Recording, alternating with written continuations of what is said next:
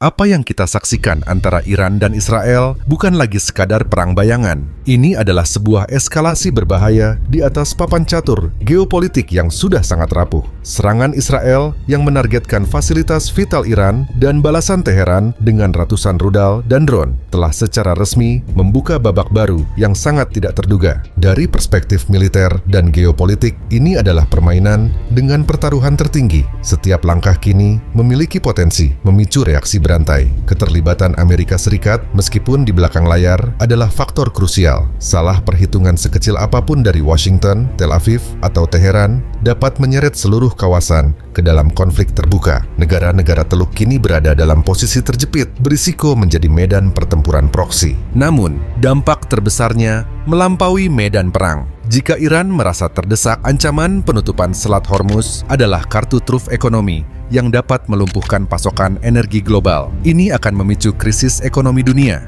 Dengan inflasi yang meroket dan ketidakstabilan pasar yang parah, kita sedang berada di titik kritis. Ini bukan lagi tentang siapa yang memulai, tetapi tentang siapa yang mampu menahan diri untuk tidak melepaskan tembakan terakhir yang bisa menghancurkan segalanya. Ini adalah momen di mana diplomasi diuji di bawah bayang-bayang perang total. Eskalasi konflik antara Iran dan Israel di Teluk tidak hanya memicu krisis keamanan, tetapi juga mengirimkan getaran ke seluruh sendi ekonomi global. Kita harus berhenti melihat ini hanya sebagai konflik regional. Apa yang sedang kita saksikan adalah potensi pemicu krisis ekonomi global yang sistemik, dampaknya berlapis. Pertama, mari kita bicara soal episentrumnya. Selat Hormuz, ini adalah urat nadi energi dunia. Ancaman penutupan atau sekadar gangguan militer di selat ini akan langsung mencekik pasokan minyak global. Biaya asuransi kapal akan meroket dan biaya pengiriman akan menjadi tidak masuk akal. Ini bukan lagi soal apakah harga minyak akan naik, tapi seberapa tinggi. Angka $150